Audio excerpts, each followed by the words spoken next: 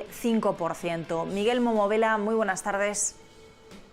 Hola, buenas tardes, ¿qué tal? Bueno, ¿qué te ha parecido este cierre de sesión en Europa? Parecía que las bolsas se animaban después de la apertura de Estados Unidos, pero bueno, finalmente, como vemos, por ejemplo, el IBEX, Milán o incluso Alemania y París con caídas. Sí, bueno, en América, en Estados Unidos principalmente, lo que hemos visto sobre todo es cómo los índices se debaten entre si seguir creciendo, recortar ese beneficio o, bueno, pues buscar esa neutralidad. Es verdad que los datos los datos macro de Estados Unidos han contribuido, ese dato de IPC. En Europa, lo que hemos visto, pues tras una reunión del BCE en la que, bueno, pues hemos visto lo que preveíamos, ¿no? Pues apenas cambios, pues desde luego lo que vemos es un tono bastante mixto, es decir, vemos algunos índices tímidamente tratando de mantenerse pues en rentabilidad positiva y a otros como el IBEX 35, incluyendo al IBEX, pues que están evidentemente recortando todavía en parte, sobre todo en la recta final de la sesión, en el caso del IBEX, pues teniendo a varias cíclicas arriba, ¿no? La renta variable hoy Telefónica liderando esas subidas en el IBEX 35 después de que la firma, el equipo de Berenberg, haya elevado la recomendación, en este caso pasaba de mantener a comprar, también elevaba el precio objetivo de las acciones de 4,20 € a 4,80 € y además añadía también ese mensaje o esa opinión de que las acciones de Telefónica en estos momentos están algo denostadas por el mercado. ¿Opinas también eso mismo, que están denostadas las acciones? ¿Hacia dónde se nos podría ir ahora pues cada uno de los títulos de Telefónica?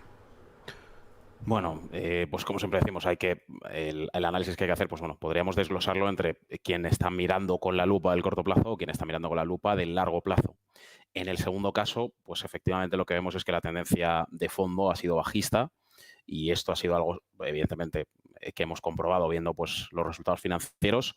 En el corto plazo, lo cierto es que se ha comportado muy bien. Es decir, tanto, por ejemplo, en la última semana, pues con una rentabilidad muy cercana al 6% en la última semana, y en el último mes, pues por encima del 3,75. Ahora mismo lo que estamos es en la frontera, o al menos como ha cerrado hoy, muy cerca de 4,10. Ha salido de una zona crítica por debajo de los 4 € por acción, esa zona casi barrera psicológica, pues que hemos visto que le ha costado mantener, digamos, o le ha costado mantenerse a flote por encima de dicha barrera. Ahora, pues bueno, está en un periodo convulso en el que de momento está consiguiendo remontar y tratando de mantenerse esa frontera. De las noticias de hoy lo que han hecho es propulsar, ¿no? ese precio. Sin embargo, pues lo que nos dice, sobre todo a largo plazo, como decía anteriormente, es que pues lo más normal es que el precio siguiese debatiéndose por debajo, incluso en la última frontera en la que le hemos visto, debatirse, en la de los 3,80. Con lo cual hay una franja ahí entre los 3,80 y los 4 € de la que le ha sido complicado salir. Bueno, pues Telefónica ahí destacada hoy en el lado de las subidas. Miguel, en el lado de las pérdidas hoy vemos a Meliá Hoteles, de nuevo el sector turístico a la baja. Exactamente.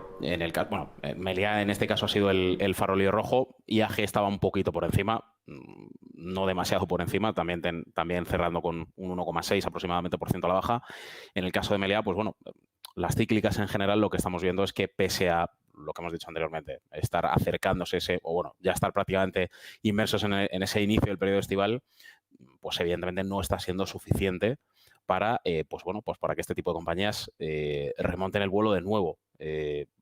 Pese a que en el caso de Meliá en concreto, pues lo que estamos viendo sobre todo es que las cifras en términos trimestrales, digamos que comienzan a recuperarse, pues por esa reapertura quizá en parte de algunas de sus hoteles y pues por la reactivación muy, muy gradual, eso sí, en este sentido, pues lo que estamos viendo es que evidentemente el comportamiento en bolsa no acompaña porque se tiene que ver un crecimiento, o mejor dicho, una recuperación más continuada. Es decir, no nos bastaría, en otras palabras, pues con tener una buena temporada estival.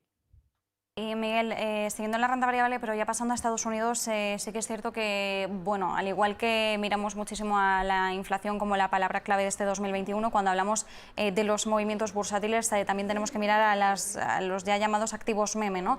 Es algo que está pues en nuestro día a día, ya es inevitable no hablar de este tipo de compañías que, bueno, vivieron a principios de año todo un furor por los foreros de Reddit. Hoy GameStop está con caídas ya superiores al 16%. 1%, publicaba cuentas, también anunciaba el fichaje de 2 ex directivos de Amazon en el cargo de CEO, en el cargo de CFO.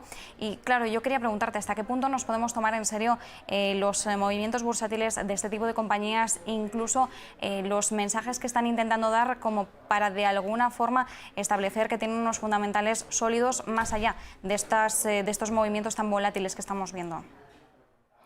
Bueno, pues al final, a ver, estamos moviéndonos en arenas movedizas en este sentido. Estamos hablando de un factor, estamos dándole un factor más especulativo y evidentemente saliéndonos de ese factor especulativo, que sobre todo lo que promueve son movimientos a corto plazo, pues desde luego pues la progresión a nivel fundamental no es suficiente, ¿no? Pues para que esta continuación pues de crecimiento o decrecimiento, es decir, variación de precios en otro sentido, se siga manteniendo en bolsa. Con lo cual, pues bueno, son eventos que crean mucho ruido en el corto plazo, pero poco más allá de eso. Pues Miguel Momo Vela, como siempre, muchísimas gracias por acompañarnos este ratito. Buenas tardes. Gracias a vosotras, un abrazo. Gracias a ti también, Marta.